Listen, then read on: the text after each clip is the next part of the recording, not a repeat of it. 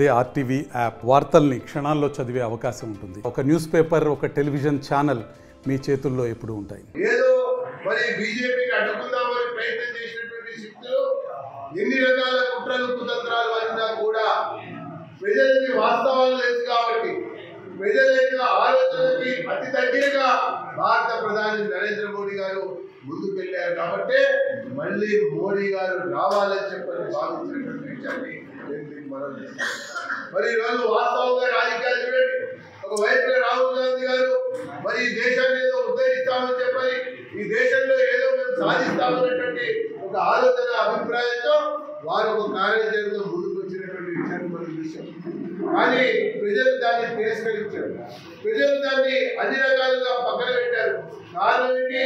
ప్రతి సందర్భంలో ప్రతి చోట కూడా ఒకే ఒక మాట మాట్లాడుతూ వచ్చారు. బీజేపీ 400 గెలిస్తే బీజేపీ 370 దాటితే ఎన్డీఏ అధికారంలోకి వస్తే భారత రాజ్యాంగాన్ని సవరిస్తారని చెప్పని వీరు ఎన్నో సార్లు మాట్లాడటం వచ్చింది.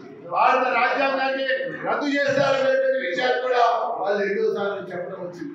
కానీ 10 సంవత్సరాల యొక్క భారత ప్రధాని నరేంద్ర మోడీ గారి యొక్క పాలనలో భారత రాజ్యాంగాన్ని మనం సవరించినటువంటి ఒక సందర్భం.